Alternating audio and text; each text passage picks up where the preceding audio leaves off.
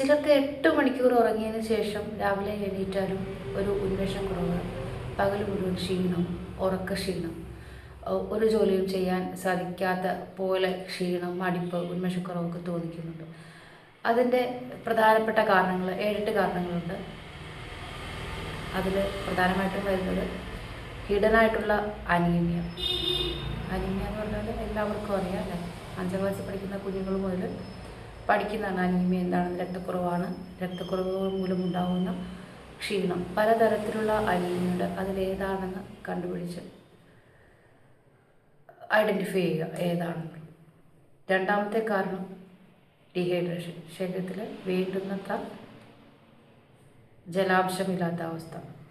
ചിലപ്പോൾ വെയിൽ കൊണ്ടതിൻ്റെയോ അമിതമായി വിയർക്കുന്നതിൻ്റെയോ ഒക്കെ കാരണം. അതൊരു നിസ്സാര കാരണമാണ്. അത് നമുക്ക് തന്നെ സ്വയം കണ്ടെത്തി മനസ്സിലാക്കിയാൽ അതൊന്ന് ശരിയാക്കാൻ സാധിക്കും.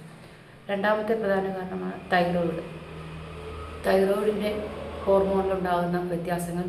ചിലപ്പോൾ തൈറോയ്ഡ് ഹോർമോൺ ഉൽപ്പാദിപ്പിക്കുന്നത് കൂടുതലായിരിക്കാം, ചിലപ്പോൾ തൈറോയ്ഡ് ഹോർമോൺ ഉൽപ്പാദനം കുറവായിരിക്കാം. അതനുസരിച്ചും ശരീരത്തിൽ ക്ഷീണവും ഉന്മേഷക്കുറവൊക്കെ തോന്നാറുണ്ട്. മൂന്നാമതായി പറയുമ്പോൾ സ്ക്രീൻ അഡിക്ഷൻ. കൂടുതൽ സമയം ഇങ്ങനെ ഇപ്പോഴത്തെ ഒരു റീൽസ്, സ്ക്രീന്, മൊബൈലൊക്കെ കൂടുതൽ സമയം ഉപയോഗിക്കുന്നവർക്ക് അതൊരു അഡിക്ഷനായി കഴിഞ്ഞാൽ അടുത്ത ദിവസങ്ങളിൽ സ്വാഭാവികമായിട്ടും ക്ഷീണം അനുഭവപ്പെടാറുണ്ട്. ഉറങ്ങിയാൽ പോലും ഭയങ്കര ടയർഡ്നെസ് തോന്നാറുണ്ട്. പിന്നെ ഉണ്ടാകുന്ന ഒരു കാരണമാണ് സ്ട്രെസ്സ്. ഇപ്പോൾ സ്ട്രെസ്സ് ഇല്ലാത്ത അവസ്ഥയില്ല, എല്ലാവർക്കും സ്ട്രെസ്സാണ്. സ്ട്രെസ്സിന് പലതരത്തിലുള്ള ഹോർമോണുണ്ട്. അതിൻ്റെ ഇംബാലൻസ് കൊണ്ടുവരാം. സ്ട്രെസ്സ് കൂടുന്ന സമയത്ത് ശരീരത്തിൽ വേണ്ടാത്ത ഹോർമോൺ ഉൽപ്പാദിപ്പിക്കുകയും വേണ്ടുന്ന ഹോർമോൺ ഉൽപ്പാദിപ്പിക്കപ്പെടാതെയൊക്കെ ഇരുന്ന് അങ്ങനെ ഉണ്ടാകുന്ന സ്ട്രെസ് ഹോർമോണിൻ്റെ ഇംബാലൻസ് കൊണ്ടുവരാം.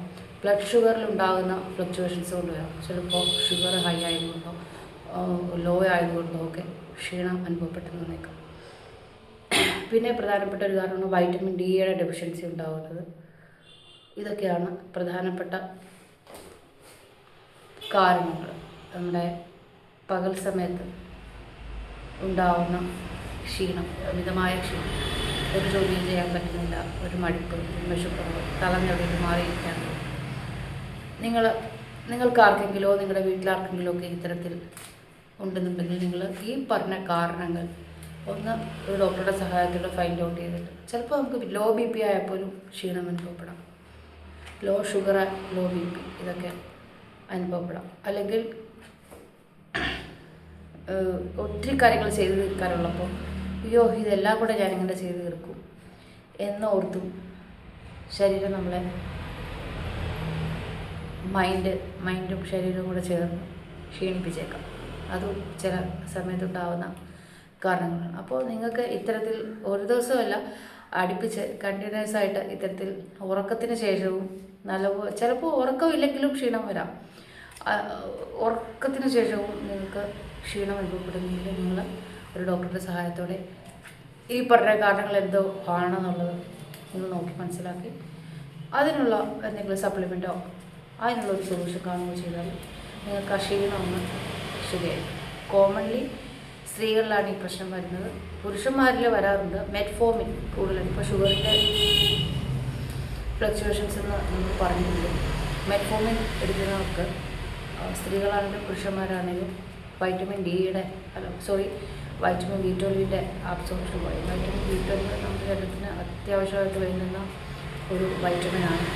അതിൽ കുറവുണ്ടായാൽ ശരീരം അതിനനുസരിച്ച് പ്രതികരിച്ചു തുടങ്ങും.